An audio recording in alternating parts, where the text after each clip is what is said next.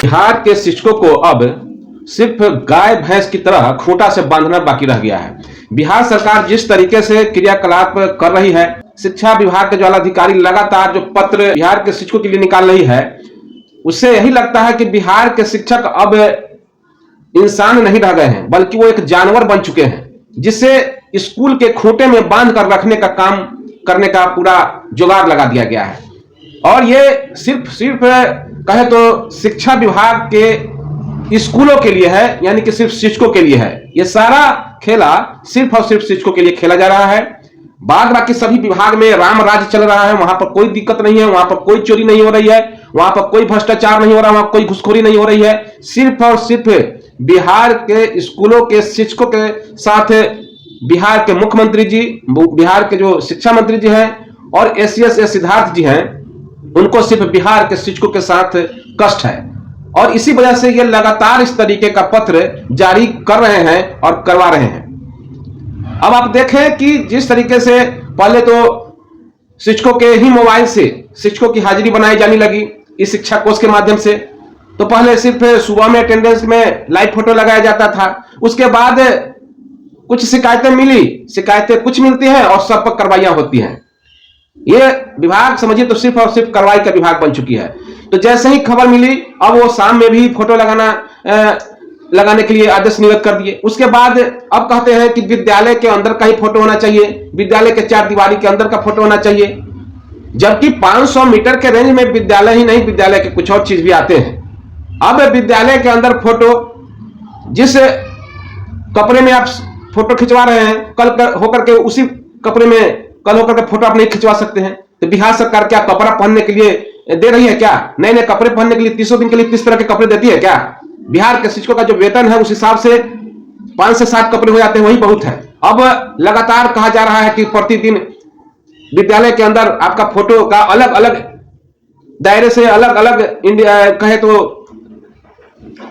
Angle से photo लिया जाना चाहिए। अलग अलग एंगल से फोटो का मतलब आप समझ सकते हैं। जिस तरीके से आज एआई का दौर चल रहा है, एआई का जिस तरीके से अब फोटो का इस्तेमाल करके, वीडियो का इस्तेमाल करके आप देख रहे हैं कि कैसे मोदी जी को भी नचवा दिया जा रहा है, राहुल गांधी को भी नचवा दिया जा रहा है, खुद मुख्यमंत्री जी को भी बहुत सारे वीडियो में अनाप शनाप उनका एक्शन दिखाया गया है।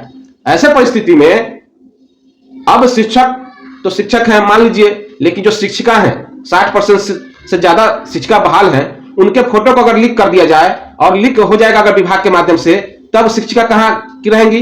रोज नए नए एंगल में फोटो खिंचाएंगे और नए नए एंगल के आधार पर अगर उनका फोटो का दुरुपयोग करके एआई के माध्यम से अगर कोई नंगी तस्वीर बना दिया जाए या कुछ कर दिया जाएगा, तो फिर क्या ये जिम्मेवार होंगे? क्या ये लोग उसका खमियाजा का भुगतान करेंगे? नहीं कर पाएंगे। लेकिन सिर्फ और सिर्फ अगर कहें तो शिक्षकों पर ही ये कार्रवाइयां होनी चाहिए। अन्य विभागों में ये फोटो क्यों नहीं खिंचा रहा है? अगर आपको इतना ही ज्यादा दिक्कत है तो आप प्रत्येक विद्यालय में सीसी कैमरा लगवा दीजिए। आप उससे भी जो आप पहले से ही बायोमेट्रिक सिस्टम से जो हाजिरी बनती है उससे बनवाइए हाजिरी। ये क्या मतलब है कि डाटा भी शिक्षक का और मोबाइल भी शिक्षक का और फोटो भी शिक्षक का, और जब फोटो लीक हो जाएगा, फोटो वायरल हो जाएगा, किसी तरह का एआई के माध्यम से फोटो पर कुछ गलत चीजें बन जाएंगी, तब उसका जिम्मेदार कौन होगा? ये बहुत बड़ी बात है। और इसमें जो कुछ कहा गया है, पत्र जो निर्गत हुआ है, उस पत्र में बहुत सारी बातें आई हैं। देखिए इस पत्र में क्या कुछ कहा गया है। इस पत्र में कहा गया है कि शिक्षक द्वारा दैनिक उपस्थिति में छेड़छाड़ से संबंधित मामले पर गंभीर अनुशासनात्मक कार्रवाई के संबंध में, यानी कि यह पत्र सुबोध कुमार चौधरी निदेशक प्रशासन सह अपर सचिव के द्वारा जारी कर दिया गया है और जो सभी जिला शिक्षा पदाधिकारी हैं उनके लिए यह पत्र जारी किया गया है। इस पत्र में बहुत सारी बातें आई हैं। एक तो जो विशेष शिक्षक नियमावली बनी है, हमने पूर्व में भी एक वीडियो बनाया था, उसमें मैंने कहा है कि जो नियमावली जो संशोधन हुआ है, दिन पास हुआ है कैबिनेट से उस दिन, उसमें पेज नंबर 3 से लेकर के पेज नंबर 10 तक सिर्फ और सिर्फ शिक्षकों पर कार्रवाई की उसमें नियमावली बनी है। काम की बातें नहीं है। वेतन कितना मिलेगा ये पता नहीं, शिक्षकों को क्या दिया जाएगा वेतन में कुछ पता नहीं है, लेकिन कार्रवाइयां कितनी होंगी, कैसे कैसे होगी और किन किन बातों के लिए होगी, इस पर प्रत्येक पॉइंट में लिखा गया है। एक एक बिंदुवार लिखा गया है कि क्या क्या चीज आप पर कार्रवाई की जाएगी। इस पत्र में देखिए कि अगर फोटो आप सही एंगल से फोटो नहीं लेते हैं, आपके कैमरा से अगर स्पष्ट फोटो नहीं आता है, मान लीजिए जो मोबाइल पुराना है तो उनका कैमरा भी पुराना हो जाता है, उसमें स्पष्ट फोटो भी नहीं आ पाता है, धुंधला आता है, तो ऐसे परिस्थिति में क्या बिहार सरकार कोई मोबाइल उपलब्ध कराएगी या टैब उपलब्ध कराएगी? ये सब काम तो नहीं होगा बिहार सरकार से, लेकिन फोटो स्पष्ट आना चाहिए। दूसरी बात कि ऑफलाइन मोड में पहले हाजिरी बन जाती थी, अब ऑफलाइन मोड में हाजिरी नहीं बन पाएगी, यानी कि फ्लाइट मोड में लगा करके लोग ऐप को खोल करके हाजिरी बना लेते थे, लेकिन स्थिति अब ऐसी हो गई है कि अब फ्लाइट मोड लगाने के बाद आपका ऐप काम ही नहीं करेगा और हाजिरी आप नहीं बना सकते हैं। तो ऐसे परिस्थिति में बहुत लोगों का हाजिरी भी नहीं बनेगा, और जब हाजिरी नहीं बनेगा तो वेतन कटेगा। सरकार सिर्फ और सिर्फ कार्रवाइयों का दौर चला रही है। 2025 सिर्फ कार्रवाई के नाम पर चलेगा। शिक्षक के ऊपर जितनी ज्यादा से ज्यादा कार्रवाई हो सकती है वो कार्रवाई करेगी, क्योंकि उन्हें तो बदला लेना है शिक्षकों से। और शिक्षक अगर ये बातें अगर मान लिया जाए कि हाँ उचित है, तो सभी विभागों में एक काम क्यों नहीं लागू करती है? सिर्फ और सिर्फ शिक्षा विभाग में क्यों? बताइए आप लोग, सिर्फ और सिर्फ शिक्षा विभाग में ही लागू क्यों किया जा रहा है? तो ये कहीं ना कहीं एक साजिश के तहत शिक्षकों को तंग तबाह करने के लिए सब काम किया जा रहा है। बता दें कि यह पत्र सुबोध कुमार चौधरी, जो कि निदेशक हैं, प्रशासन के सह सचिव भी हैं, उन्होंने बिहार के तमाम जिला शिक्षा पदाधिकारी को एक पत्र जारी कर दिया है, जिसका पत्रांक है 2689 और दिनांक है 24/12/2024। यह पत्र निर्गत हुआ है और इस पत्र का जो मजमून है आपको बता दें कि शिक्षकों द्वारा दैनिक उपस्थिति में छेड़छाड़ से संबंधित मामले पर गंभीर अनुशासनात्मक कार्रवाई के संबंध में पत्र में कहा गया है कि महाशय, उपयुक्त विषय के संबंध में कहना है कि शिक्षा विभाग द्वारा शिक्षकों के लिए ऑनलाइन उपस्थिति प्रणाली दिनांक 1 सितंबर 2024 से लागू की गई है। यह शिक्षकों के लिए अनिवार्य है कि वे विद्यालय परिसर के 500 मीटर के भीतर ही उपस्थिति दर्ज करें और इस शिक्षा कोष मोबाइल ऐप पर परिसर के 500 मीटर के भीतर का लाइव फोटोग्राफ खींचकर अपलोड करें। यह ध्यान देने योग्य है कि फोटोग्राफ अस्थायी रूप से विभागीय डेटाबेस में संग्रहित होते हैं और कभी भी देखे जा सकते हैं। विभाग के संज्ञान में यह गंभीर बात आई है कि कुछ शिक्षकों द्वारा इस ऑनलाइन उपस्थिति प्रणाली में धोखाधड़ी करने का प्रयास किया गया है। अपलोड किए गए फोटोग्राफ का अवलोकन करने पर यह पाया गया है कि कई शिक्षकों ने एक ही फोटोग्राफ बार बार कई दिनों तक अपलोड किया है। इससे यह स्पष्ट होता है कि उक्त शिक्षक उक्त दिनों विद्यालय में उपस्थित नहीं थे और किसी अन्य व्यक्ति ने पहले से खींचे गए फोटोग्राफ या उपयोग कर उपस्थिति दर्ज की है। इसके अतिरिक्त यह भी देखा गया है कि कुछ शिक्षक अपनी उपस्थिति प्रणाली में विद्यालय परिसर के बाहर जैसे खेत या अन्य जगहों से अस्पष्ट फोटोग्राफ अपलोड कर रहे हैं। यह कृत्य शिक्षक आचरण संहिता का उल्लंघन है और एक गंभीर अपराध है।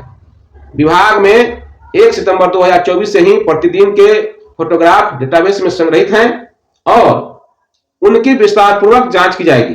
दैनिक उपस्थिति में छेड़छाड़ गंभीर कदाचार की श्रेणी में आता है। यदि किसी भी प्रकार की अनियमितता पाई जाती है तो दोषी शिक्षकों के विरुद्ध बिहार सरकारी सेवक वर्गीकरण नियमावली एवं अपील नियमावली 2005 समय समय पर यथा संशोधित बिहार राज्य विद्यालय अध्यापक नियुक्ति स्थानांतरण अनुशासनिक कार्रवाई एवं सेवा शर्त नियमावली 2023 संशोधित 2024 बिहार विद्यालय विशिष्ट शिक्षक नियुक्ति नियमावली स्थानांतरण अनुशासनिक कार्रवाई एवं सेवा शर्त नियमावली 2023 संशोधित 2024 बिहार नगर पंचायत नगर प्राथमिक विद्यालय सेवा नियुक्ति स्थानांतरण अनुशासनिक कार्रवाई एवं सेवा शर्त नियमावली 2020 बिहार पंचायत प्राथमिक विद्यालय सेवा नियुक्ति स्थानांतरण अनुशासनिक कार्रवाई एवं सेवा शर्त नियमावली 2020 बिहार जिला परिषद माध्यमिक एवं उच्च माध्यमिक विद्यालय सेवा नियुक्ति स्थानांतरण अनुशासनिक कार्रवाई एवं सेवा शर्त नियमावली 2020 बिहार नगर निकाय माध्यमिक एवं उच्च माध्यमिक विद्यालय सेवा नियुक्ति स्थानांतरण अनुशासनिक कार्रवाई एवं सेवा शर्त नियमावली 2020 के सुसंगत प्रावधानों के तहत कठोर दंडात्मक कार्रवाई की जाएगी एवं इसकी प्रविष्टि उनकी सेवा पुस्त में की जाएगी। सभी जिला सेवा पदाधिकारियों को निर्देश किया जाता है कि वे उक्त गतिविधियों यानी कि उपस्थिति पर लगातार निगरानी रखें तथा अनुसरण करें।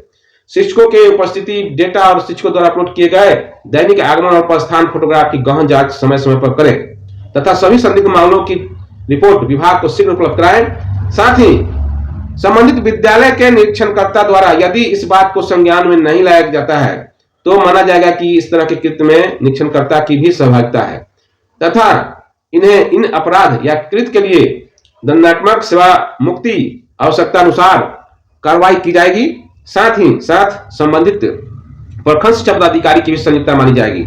अतः निर्देश दिया जाता है कि ऑनलाइन दैनिक उपस्थिति के संबंध में शिक्षकों को स्पष्ट निर्देश दिया जाए कि वह उपस्थिति के साथ किसी प्रकार का छेड़छाड़ नहीं करे। निकल के आई है, इसमें आपको कह दे कि आउटसोर्सिंग के माध्यम से जो जांचकर्ता पदाधिकारी बने हुए हैं, जो एनजीओ के माध्यम से आए हैं और भ्रष्टाचार करके ही आए हैं, पैसा देकर कहीं बहाल हुए हैं, उन लोगों से ज्यादा उम्मीद मत रखिए। वो लोग विद्यालयों में आते हैं, पैसे की उगाही करते हैं और उगाही करके हाजिरी को मेंटेन करते हैं।